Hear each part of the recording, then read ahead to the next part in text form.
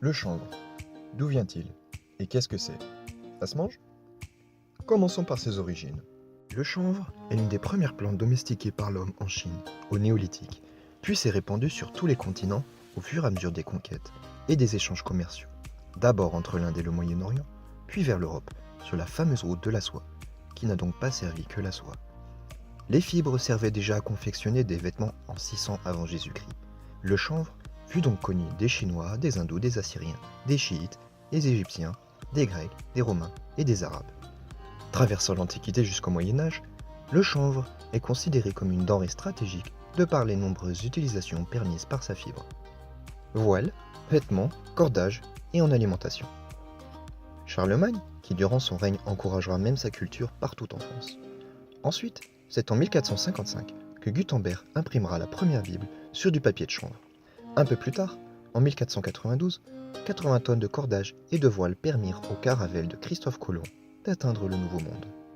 Vers la fin des temps modernes, c'est en 1776 que la Déclaration d'indépendance américaine fut éditée sur du papier de chanvre. Toujours en Amérique, les colons décidèrent de cultiver le chanvre à grande échelle.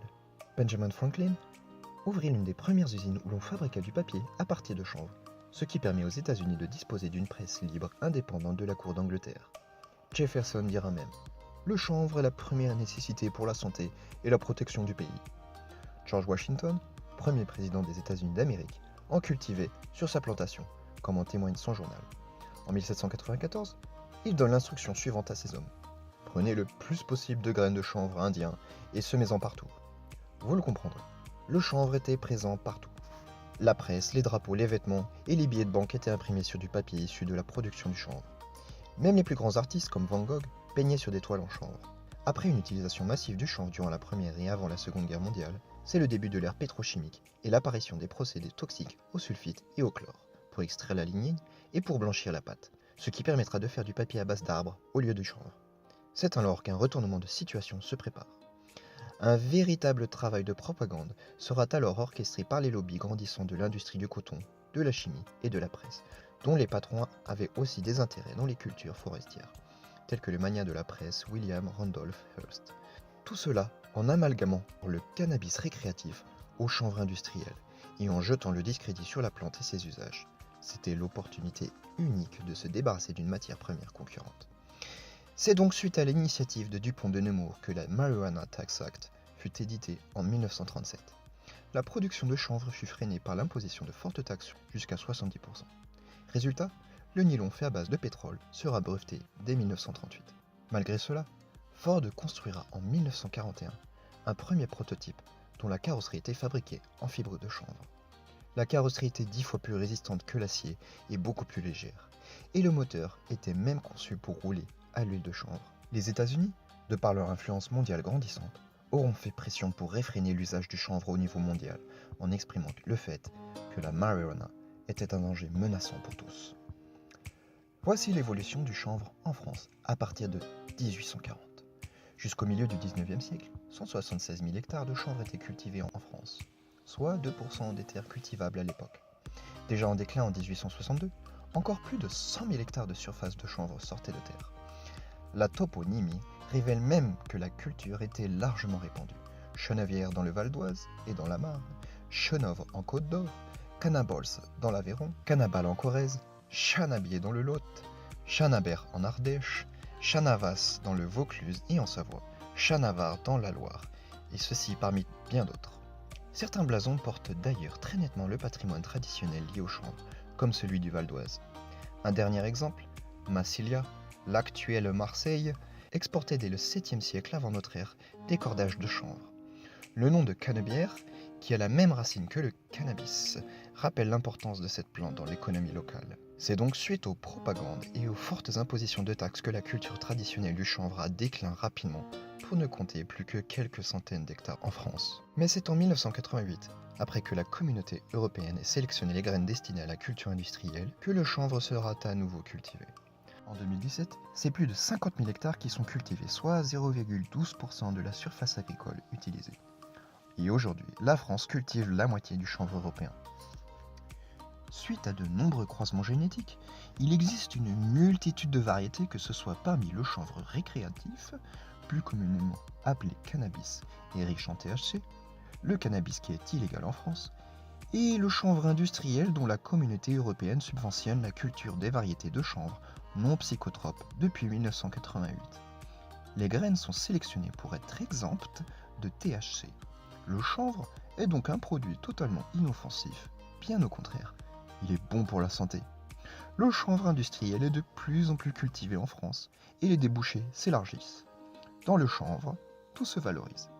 Il est très utile dans de vastes domaines. Par exemple, en cosmétique, l'huile est extrêmement riche en nutriments et minéraux. L'huile est très bénéfique pour la peau et les cheveux. Elle peut même aider à la cicatrisation. En textile, le chanvre est 20 fois plus résistant que le coton et les vêtements ont une durée de vie beaucoup plus longue. En papeterie, 1 hectare de chanvre produit autant de pulpe que 4 hectares de bois sur 20 ans. Les arbres mettent des années à pousser, alors que le chanvre est annuel et devient mature en l'espace de 4 à 6 mois, alors qu'il faut des dizaines, des centaines d'années pour les arbres. En plasturgie, le chanvre peut entièrement remplacer la pétrochimie. Imaginez une bouteille de plastique que l'on puisse jeter dans la nature et qui se dégraderait en quelques jours. Les huiles, on peut faire de l'huile de moteur, des vernis, de la peinture, des lubrifiants et même des résines. Pour la construction, pas d'amalgame. En médecine, le chanvre a de très nombreuses propriétés. Le cannabis médicinal est un marché porteur connaissant de très larges investissements. Il peut soigner les nausées, les vomissements, l'anorexie, la cachexie, les spasmes, les troubles de mouvement, les douleurs, le glaucome, l'épilepsie, l'asthme, la dépendance et les états de manque, des symptômes psychiatriques, des dépressions, des maladies auto-immunes et les inflammations, l'épilepsie et divers syndromes variés tels que le cancer. En bâtiment, le centre de la tige est utilisé pour l'isolation et le chanvre est environ 5 fois plus résistant que le bois. Il est aussi un répulsif naturel contre les micro-organismes et les parasites. 100% de la maison peut être fabriquée en chanvre, mélangé à de la terre et peut être allié avec du bois. En agriculture, le chanvre repousse les parasites et est un grand concurrent des herbes sauvages.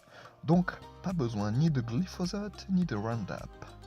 Et bien sûr en alimentation, non seulement pour l'homme, mais aussi pour les animaux. Les noix de chanvre sont un peu plus grosses que les graines de sésame et ont une douce saveur de noisette, avec le petit côté fruité de l'olive. Les graines de chanvre entières apportent 590 calories pour 100 g, 22 à 25% de protéines avec les 8 acides aminés essentiels. Qualitativement parlant, ces protéines sont proches de celles de la viande et du poisson, mais sans cholestérol ni acides gras trans. Elles se rapprochent aussi de celles du soja, mais étant plus digestes. 25 à 34% de glucides, 30 à 34% de lipides, 35% de fibres, dont 3% de solubles qui contribuent à faire baisser notre taux de cholestérol sanguin et à ralentir l'absorption du glucose dans le sang.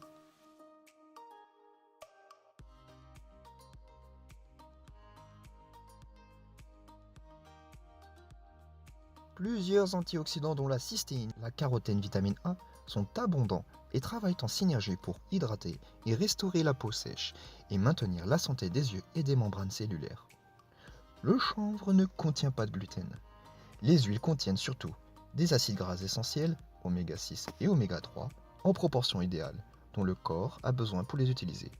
Ces oméga 6 et oméga 3 travaillent en synergie et ont besoin l'un de l'autre pour être activés. Ils interviennent dans la prévention des maladies auto-immunes, de surpoids ou du cancer. Ils protègent les artères du cœur et sont un modulateur hormonal. Il faudrait combiner plusieurs aliments et différents suppléments pour obtenir une valeur nutritive aussi exceptionnelle que le chanvre. C'est pour cela que le chanvre est considéré comme un super aliment.